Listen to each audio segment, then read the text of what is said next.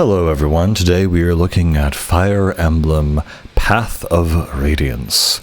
And this is considered one of the best Fire Emblem games. It was an exclusive on the Nintendo GameCube. The history of Fire Emblem is kind of interesting in that a lot of the games did not make it to the West until, I'm not exactly sure which installment, but definitely this is one of the first ones that did come to the West and is considered one of the best games in the series. Most people know of Fire Emblem through basically Marth and Roy from Super Smash Brothers, who were added in, and people had no idea who these guys were. And it's only through maybe through Smash and that kind of scenario that now people are very much familiarized with Fire Emblem. And also, Fire Emblem itself has become a massively huge franchise for Nintendo at this point. To the extent that it became their main focus, it seems, between the tens, and it really became a big point for turn-based strategy, and also sort of a sim-date RPG mechanic a little bit in there as well. And so, what is the basic premise of Fire Emblem? So it stars Ike as the main character. And so Ike has a father, and basically he's killed, while you're training at the beginning of the game, and now you have to seek revenge against the Empire and the Black Knight or Dark Knight who killed your father. And it's funny, the Dark Knight actually does appear as one of the assist trophies in Smash Brothers as well, so you probably have been familiarized with his design at some point. So, being my first Fire Emblem game, I wasn't sure to expect, but it's basically a, tactical game, essentially, where the entire map is divided into a grid, essentially, and your characters have a set amount of movement squares and attacks, and the basic, premise for how things work is that swords beat axes, axes beat lances, and lances beat swords. And so playing as Ike, you have, his kind of main attacks is, the sword or great sword. And, being able to go and attack the enemy, you kind of have one turn for your guy, and then it becomes your turn after they're done attacking. There are certain items you can definitely use, including things like, health packets and certain special items for specific purposes. There's this whole blacksmithing mechanic that I didn't really use until the very end of the game, where I spent most of my gold just making the strongest spear known to man and giving it to what's her name, Nephany, who's one of my favorite unit, this quiet introverted spear user. And I guess on that point too, the other cool thing about Fire Emblem is that it's also about relationships and, meeting other kind of characters, bringing them to your side. Quite a few times throughout the campaign, you'll find characters that if you don't kill them and instead talk to them, they will actually join your mercenary group and help you fight against the enemy that you were fighting for. And the overarching story is that Ike is part of a mercenary group, and the Empire invades and they're bad, and you basically just need to fight them. That's pretty much, the depth of this whole thing. And it's kind of touched on more so in later games, but what the Fire Emblem actually is this legendary artifact that apparently can control the flow of time and do all this other magical, miraculous stuff, basically.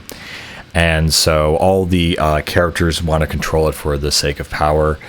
And one of the main messages in Fire Emblem Path of Radiance is kind of, I want to say racism, but maybe that's not quite the exact thing. But you essentially have these beast races, and they essentially are seen as subhumans by the Empire and mistreated by them. And so that's one of the themes that you get kind of exposed to in this game. And so you do get some beast races as well that join you. One is like half lion, half cat, half like dragon, and all this other cool stuff. And so they can transform for a couple turns and basically, use their powers and their melee attacks to basically make sure to, have a huge power boost when they're fighting. This game is also very difficult. It's very unforgiving in the sense that once a character dies, they're done for good. And I was on, God, there were so many times where I was on maybe the second last mission or something, and I went like into battle with all my infantry units, and I kept all my healers and my archers at the back, and out of nowhere in the middle of the battle, enemy reinforcements arrive at the back of the map, and they just slaughter everyone in there. I just start the whole half hour, like the whole half hour section all over again. It was incredibly frustrating, frankly. And another time I would make it again. I was at near the end of the game. I had one level or whatever to go until like the final boss. And Soren, who is one of my main units, it's Ike's brother, I believe, or something, or adopted brother. He basically is this magic user, and like I had basically taken out all the enemies, and there's still just a few enemies left, and they kind of ganged up on Soren and took him out. I thought, oh no, they're not gonna let me lose my main guy, my support guy, because he's just very classical, and he's part of the whole experience, right? So there's no way they'd actually make me lose him. You still keep him as a character in the story, but he no longer functions as a unit on the map, and I'm just so very very frustrated. And it's very funny that when I played Fire Emblem Awakening, the very first option they give you is, do you want to play it, old school style or modern style, where essentially even if someone dies, it's not the end of them for the entire game. So there's definitely some old school mechanics still at work in this game. But what I love about the game is the animation, the text, the level up screen. Everything just feels really well made. It just really well put together, and I even like this game more than the other Fire Emblems that I've tried. I was never really excited for them, to be honest. It was always kind of like, so. And of course, you are ranked on how many turns it takes to complete each map, and some games have set time limits that you need to beat the battle by a certain turn, otherwise it's game over, which happened quite often on certain maps. Other main characters in Ike's gang are Tatiana, Boyd, Hector, I believe his name is, and so these kind of act as the main kind of characters who actually have dialogue in the story. You might have side characters who pipe up now and again, and they might have some input, but it's really just one-liners. But really, it's about just taking on the Empire and avenging your father and taking on the Dark Knight. And it's also interesting, too, that Ike's iconic technique of Great Aether is just like something he sometimes does. It's just kind of like a critical hit.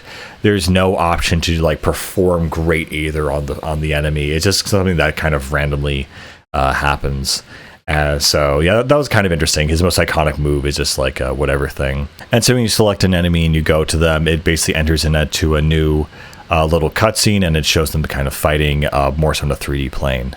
And it's sort of more or less like turn-based. But I know everything about this game, even though it's a turn-based strategy game, it feels very, I don't know, the story's kind of engaging, the sprites and art are very nice, everything's a lot of fun, the animations and everything, and it keeps you really engaged despite it being a much slower-paced game, and again, a tactical game where, you could be winning 1 second, but like one misstep and, your healer's out, and then suddenly you can't heal anymore, and it's really frustrating. So, and each unit has a specific action per turn, so they can decide to heal themselves or attack or guard. And of course, if they're out of range of an enemy, then there's nothing really they can do. Of course, archers are skilled at range combat and have at least 2 squares of distance to fight, if not more. Units that are in wyverns or horses are able to essentially move around very, very quickly and have way more spaces to maneuver. And so part of that is, using them to explore the map, but also not get overwhelmed by the enemy. The other thing, too, that'll really mess you up is that the AI does not fool around. So if you have 2 units in range and one of them is a healer, the enemy will always prioritize the healer and trying to really just destroy you. This game is very, not nice. It's trying to be as hard as possible. Well, not as hard as possible, but I mean, Ike and your basic units are better than the average guy, so you always have the upper hand. Usually, as long as you don't get swamped and overwhelmed, you should be able to take on 2 or 3 guys yourself with some of the main characters. And then, of course, you always have your tank units. Oh, and I forgot about Mist. That's Ike's kind of younger sister kind of archetype, and her job is kind of to play healer and again, assist with the team. You also get different kinds of equipable weapons that you can pick up in the game itself, and this will help you, essentially do more damage. And you can eventually craft Ike's, gigantic sword that he has from, Smash Brothers. So yeah, the main objective of this game is to have your guys charge in, have your healers at the ready, your archers, and kind of, figure out which enemies are going to be weakest to which kind of attacks. There are also, as I said, other contextual options where you can talk to certain enemy units and try to convince them to come on your side, and it's very more or less telegraphed as the battle starts. There's one guy who has like dialogue out of all the army that's like, okay, this guy seems special or interesting. And a part of the whole aspect of Fire Emblem is the whole kind of sim aspect, which, again, in the later games, it's actually, like a main aspect of the game where you're like in this like hub world and talking to your soldiers. It happens a little bit where you can speak to them in between battles as like little dialogue things, but it's really not emphasized in this game as much. And the other thing too, besides the ability to talk to certain characters, you also have the ability to visit certain houses and talk to civilians, and they'll usually give you special items and whatnot, along with gold and other kind of valuables. Again, the game is very decently long. It took me quite a long time to beat it, probably like a 30 to 40 hour game. I really enjoyed the whole aspect of the game where essentially you're able to, like, again, craft your own weapons and even name the weapons. And, there are certain things where you can buy, again, potions and things to heal your guys. But I always kind of rely on my healers, or at least I try to, because you only have like 3 uses per vial, and they're not always super useful. Again, the most frustrating thing in this game is when you're about to kill an enemy and they have 1 health left and it goes to their turn and they're able to like attack the weakest person in your group. So again, this is just, generally a lot of strategy, and your healers can't move very far either. So it's really about making them keep up with the rest of your squad. What's also really cool is that, of course, every time you attack or defend or whatever, you also gain experience points, and I don't know, it's roughly 10 EXP per attack. And it's really cool because as you go throughout the game and you level up, I think roughly as you reach something like level 10, you are able to essentially go into a specific class specification. And so you can choose if you want to be, or I think you don't really have a choice. You just automatically become like a paladin or like a super healer or a super swordsman or something. And so that transformation happens on level 10, and then you have 10 more levels to go until you kind of max out. Another cool thing that horse units and mounted units can do is they can pick up certain characters. So obviously you need to transport, healers and other kind of important units across the map. That's a good way to do it. And it's also a really cool thing.